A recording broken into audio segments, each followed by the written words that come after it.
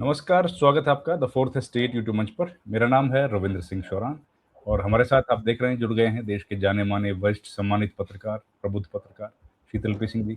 Sir नमस्कार sir, बहुत-बहुत स्वागत है सर आपका। नमस्कार रवीन जी, आपको, आपके मित्रों, आपके दर्शकों को सबको नमस्कार। सर बस एक रात बच गई है, निष्पक्ष चुनाव होने ही वाला है सर बंगाल का। हाँ, आपकी तो लग रहा है कि आश्चर्यजनक रूप से निष्पक्ष होने वाला है। जी, उस बड़ा निष्पक्षता में कुछ कुछ मेरे पास कुछ लोग बंगाल से उन्होंने भेजा है, वो जी, मैं जरा आपको पढ़ के सुनाना चाहता हूँ। दिखाने लायक हाँ, तो नहीं है ये, पढ़ के सुनाता हूँ। जी, एक मतदात्री है या मतदाता है, रूपा नाम है इनका, जी, और नंदन इनके जो भी आप समझे, इनका उपनाम नंदन है, जी, और सुनील कृष्णा इनके हस्बैंड या जो भी गार्जियन हो उनका नाम है। जी सर। देख, मुझे गड़बड़ी हो गया कि आंख कमजोर हो गई, चश्मा मैंने उधर छोड़ दिया। चलिए आप कोई ले बात लीजिए नहीं, सर, ले मैं लीजिए, नो हाँ प्रॉब्लम। ले लेता हूँ चश्मा, क्योंकि कृष्णा इनके पति हैं। 49 ईयर इनकी एज है, फीमेल है, और इनका एपिक नंबर है HZG01145553। वेस्ट बंगाल स्टेट है। 23 कोलकाता दक्षिण से इनको एक वोटर लिस्ट में इस डिटेल्स के साथ इनका नाम दर्ज है। जी, और इनका विधानसभा क्षेत्र जो है, ये संसदीय निर्वाचन क्षेत्र है कोलकाता दक्षिण, और विधानसभा निर्वाचन क्षेत्र है 149 कस्बा, जी, ये है। और इनका जो पता दिया हुआ है, गयाराम शिशु शिक्षा निकेतन, रूम 2, राजदंगा, गोल्ड पार्क, नबापल्ली, कोलकाता 107, ये दिया हुआ है सेम। भाग जी, मतदाता क्रमांक 1004। अब इन्हीं का जो है दूसरा भी है, सारे चीजें सेम है, लेकिन ये भवानीपुर में भी 159 मतदाता है। एक सब कुछ सेम है, मेरे सामने दोनों चित्र हैं, मैं इसको अच्छा, दिखाने की भी कोशिश करूंगा। मेरे पास ऑफिशियली उन्होंने भेज दिया है। तो और इसमें जो है मतदान केंद्र दूसरा है, एड्रेस सेम है, बाकी हर चीज सेम है। उम्र भी 49 है, फीमेल ही है, हस्बैंड का नाम भी सेम है, एड्रेस भी सेम है, और उनका इपिक नंबर भी सेम है। तो कैसे दो जगह हैं? इतना पैसा खर्च करने के बाद, इतने लिटिगेशंस के बाद, 32 लाख मतदाताओं को मतदान से वंचित करने के बाद, और इसके बाद ये परिस्थिति, ये तो उन्होंने भेजा है। एक और ले लीजिए, ये है सुस्मिता मंडल, इनका जो है 2 असेंबली कॉन्स्टिट्यूंसी में, बाकी सब इनका भी सेम है, और इनका इपिक नंबर है TFE 2284883। लेकिन ये 154 बेहाला पश्चिम में और 153 बेहाला पूर्वा में दोनों जगह वोटर हैं, एड्रेस भी सेम है। तो यानी ये तो ये बताता है दोनों, चूंकि आसपास के बंगाल बहुत घना है, बिल्कुल टहलते हुए आप इधर से उधर जा सकते हैं। तो अगर ये किसी शरारत से किया गया है तो दोनों जगह वोट दे देंगी आराम से, सुबह एक जगह दे देंगी, दूसरे हाथ में दूसरी जगह दे देंगी। और ये अगर मिस्टेक है तो मिस्टेक है। लेकिन सवाल ये है कि ये तो किसी एक आदमी ने मुझे भेजा है।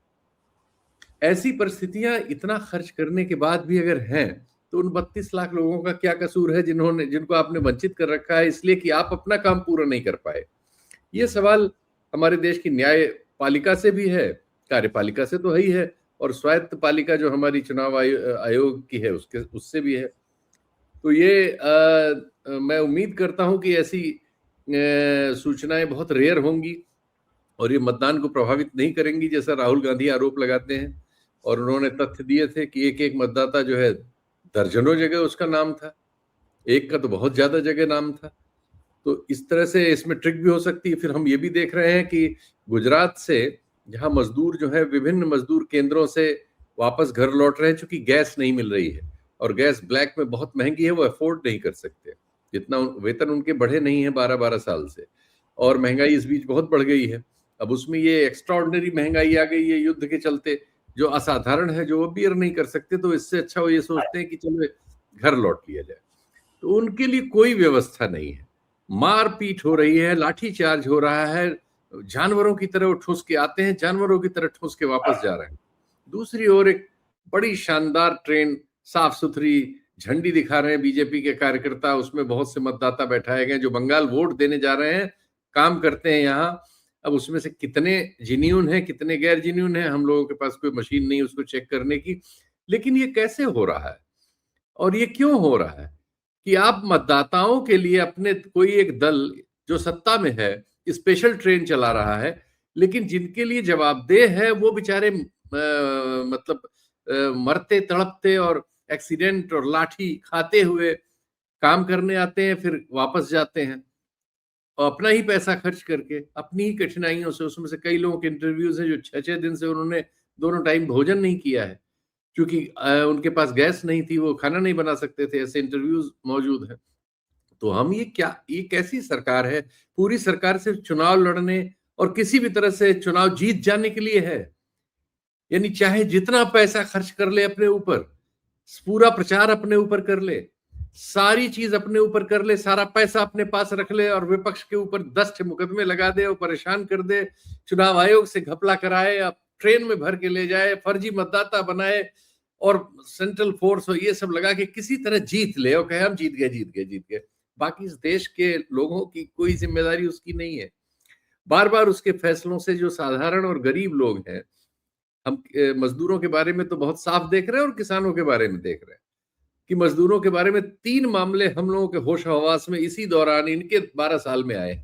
पहले आपने नोटबंदी कर दी, लाखों लोग बेचारे बेवजह लाइनों में तड़पे, तमाम लोग लाइनों में मर गए, तमाम लोगों जो है विभिन्न तरह की कठिनाइयों में गए, तमाम छोटा कारोबार करने वाले बहुत सारे लोग आपकी इस धमा चौकड़ी से, पता नहीं आपने इससे क्या हासिल किया। कभी आपने इस देश को नहीं बताया कि जो आपने ये कहा था, ये योजना आप लाए थे, कितने रुपए आपके पास थे, कितने आए, अब कितने हैं, ये सब आपने नहीं बताया। ये आरटीआई कर करके दूसरे लोगों ने पूछा, उन्होंने हम सबको बताया कि करीब 17 लाख करोड़ के लिए आपने एक्सरसाइज की थी कि इतनी नकदी हमारे बाजार में थी। आपने ऐलान किया था कि इसमें बहुत सारा ब्लैक मनी है। नतीजा ये हुआ कि लगभग 99% से ज्यादा पैसा तो आपके पास आ गया, तो वो पता नहीं लगा कि ब्लैक मनी कहाँ था। फिर अब वो रकम 17 की जगह 34 लाख करोड़ है कैश, जबकि आपने 1000 का नोट बंद करके 2000 का नोट चला दिया, फिर 2000 का भी बंद कर दिया। कभी कभी किसी को नहीं बताया कि ये सब क्यों करते हैं आप, और इससे होने वाले कष्ट के लिए आप कभी कुछ नहीं करते। फिर आपने कोविड में अकेले, दुनिया में अकेले देश है कि रात 8 बजे एकदम आपने ऐलान कर दिया कि बस आप सब बंद, निकलिए घर से। और गरीब मजदूर बेचारे कहाँ, उनके पास एक ही चीज होती, जब कोई कठिनाई आती तो अपने मुल्क, वो तो इसी मुल्क में कई मुल्क बनाते हैं, तो वो अपने घर लौटना चाहते हैं और वो बेचारे पैदल पैदल सैकड़ों किलोमीटर की यात्रा पर लाखों करोड़ों लोग निकल पड़े। आपने कोई इंतजाम नहीं किया उनके लिए, ऐलान कर दिया, लोग छटपटाए उस भीषण गर्मी में, सूरज के नीचे जल गए, भुन गए, मर गए, एक्सीडेंट्स हुए उनके, तमाम बच्चे पैदल चल रहे थे। ऐसे ऐसे दृश्य हैं कि देखने से परे थे। कुछ नहीं किया सरकार के नाम की, सरकार नाम की चीज ने उनके लिए पीने के पानी की भी रास्ते में कोई व्यवस्था नहीं की। व्यक्तिगत तौर पर बहुत सारे लोगों ने बहुत सारी व्यवस्था करके कोशिश की उनकी, आपने कुछ नहीं किया। ये आप क्या करते हैं? अब गैस की क्राइसिस हुई, आप सिर्फ झूठ बोल रहे हैं, कोई कमी नहीं है, और हम देख रहे हैं हर मजदूर सेंटर पे लोग तड़प रहे हैं। दिल्ली में, देश की राजधानी में, सैकड़ा भर से ज्यादा वीडियो है जो फील्ड पत्रकार हैं, रियल पत्रकार हैं, दे रहे हैं। आपका नोएडा मीडिया को नहीं इसके लिए फुर्सत है, लेकिन देश में जो लोग अपने को उनसे जुड़ा हुआ पाते हैं वो उस पर कर रहे हैं। छोटे से यूट्यूबर या छोटे से पोर्टल निकालने वाले इसके लिए मेहनत कर रहे हैं, बहुत अच्छा काम रेडिंग वगैरह, रेड माइक वगैरह वाले कर रहे हैं, और उसमें हम देख रहे हैं कि उनकी कितनी बुरी हालत है। फिर आप नदारद है, जबकि चुनाव के लिए आपके पास रेलगाड़ी मौजूद है और फर्जीवाड़ा मौजूद है, खरबों रुपया मौजूद है। कमाल है, सब इस तरह के कमाल इस दौर में हो रहे हैं। लेकिन अब गरीब देश है, अशिक्षा कुशिक्षा और उसका मारा हुआ है, किसान है जो मर खप के, आत्महत्या कर करके आपकी अर्थव्यवस्था को संभाले हुए है। तो 3-3.5%, 4% की ग्रोथ हर साल किसी भी हालत में दे रहा है। आप उस पे सारे दोषों के साथ विद्यमान हैं। आप आए थे कि उनकी आय डबल करेंगे, उनका जीना दूभर आपने कर दिया है। अब दुर्भाग्य ये है कि जो युद्ध चल रहा है उसमें आने वाले दिनों में उनके लिए भारी समस्या न हो जाए, ये खतरा हम लोगों को हर कार्यक्रम में वो करता है, चिंतित करता है। क्योंकि हम लोग उस जी। पृष्ठभूमि से आते हैं कि हमारे चारों तरफ जो लोग हैं वो इसी पेशे से जिंदा है।